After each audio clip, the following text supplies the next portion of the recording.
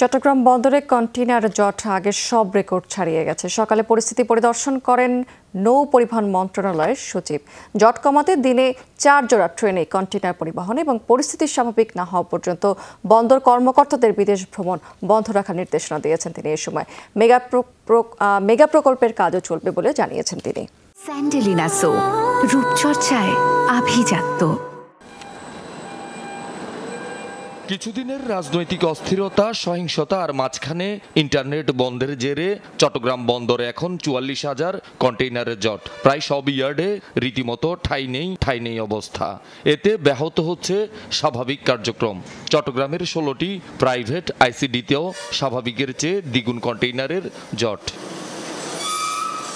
সকালে বন্দরে গিয়ে সার্বিক পরিস্থিতি এবং অপারেশনাল কার্যক্রম পরিদর্শন করেন নৌ পরিবহন মন্ত্রণালয়ের সিনিয়র সচিব। পরে কর্মকর্তাদের সাথে বৈঠক করেন।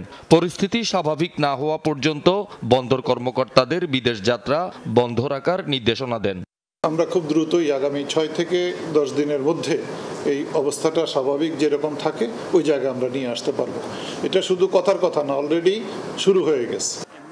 জট কমাতে প্রতিদিন 4 জোড়া ট্রেনের মাধ্যমে কন্টেইনার পরিবহনের সিদ্ধান্তের কথা জানান বন্দর চেয়ারম্যান।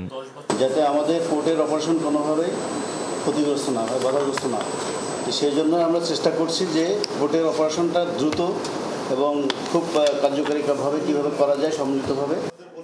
চট্টগ্রাম বন্দরকে ঘিরে চলমান উন্নয়ন প্রকল্প, বিশেষ করে বে টার্মিনাল, মাতারবাড়ি গভীর সমুদ্র বন্দরের মতো মেগা প্রকল্পগুলোর কাজ চলমান থাকবে বলে জানান নৌ পরিবহন সচিব।